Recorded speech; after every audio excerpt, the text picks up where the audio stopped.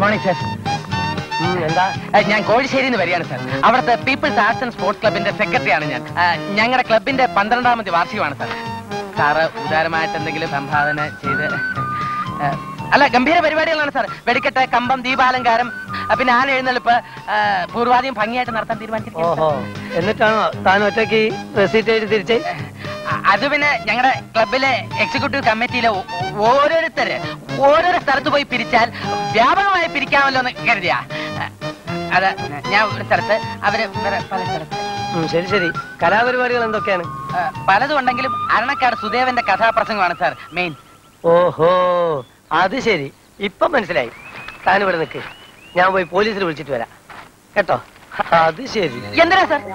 സത്യം പറ, നീ ആരാണ്? ഞാൻ പീപ്പിൾസ് ആർട്സ് ആൻഡ് സ്പോർട്സ് ക്ലബിന്റെ. പോകരുത്. എടാ, ഞാൻ ആരാണെന്ന് നിനക്കറിയോ? ഇല്ല സാർ.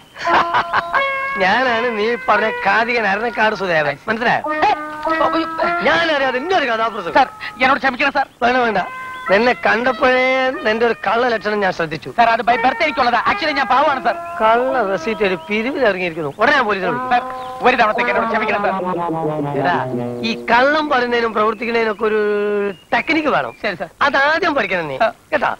ശരി, ഇപ്പോ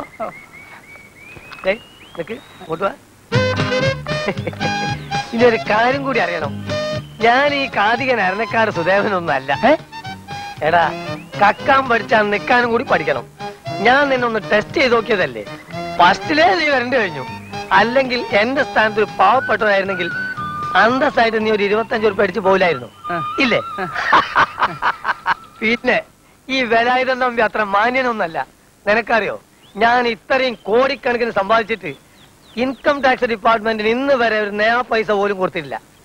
എല്ലാം കള്ളക്കണക്കല്ലേ. ഒരു നാക്കും ഒരു ഐഡിയ ഒക്കെ വേണം. മനസ്സിലായോ? അപ്പൊയ്ക്കോ പോയിക്കോ. അങ്ങനെ പോകാനല്ല ഞാൻ വന്നത്. പിന്നെ ഇവിടെ കൂടാൻ വന്ന അവിടെ കയറി കയറിക്ക. ചേച്ചി തമ്പി, I am from the income tax department. കഴിഞ്ഞ 10 കൊല്ലമായി നിങ്ങൾ ഞങ്ങളുടെ ഡിപ്പാർട്ട്മെന്റിന് കള്ളക്കണക്കാണ് കൊടുത്തുകൊണ്ടിരിക്കുന്നത്. You have been submitting false and bogus accounts. നീ പറഞ്ഞതെല്ലാം ഞാൻ ഈ ഷർട്ടിനകത്ത് ഒളിപ്പിച്ചു വെച്ചിട്ടുള്ള ചെറിയ ടേപ്പ് റെക്കോർഡിൽ ടേപ്പ് ചെയ്തിട്ടുണ്ട്. You want to hear that? പിന്നെ ഞാൻ നിങ്ങളുടെ വീടൊന്ന് റെയ്ഡ് ചെയ്യാൻ പോവാണ്. You can get ready for the raid. തമ്പി, കക്കാൻ പഠിച്ചാ നിക്കാൻ പഠിക്കണം. ഇതിനൊക്കെ ഒരു ടെക്നിക്കും നാക്കും വേണം. സാർ, വരണ്ടു പോയി അല്ലേ? പിന്നെ ഒരു കാര്യം, ഞാൻ ഇൻകം ടാക്സ് ഓഫീസർ ഒന്നും അല്ല. അഭ്യസ്ത വിദ്യനായ ഒരു തൊഴിൽ രഹിതനാണ് ഞാൻ.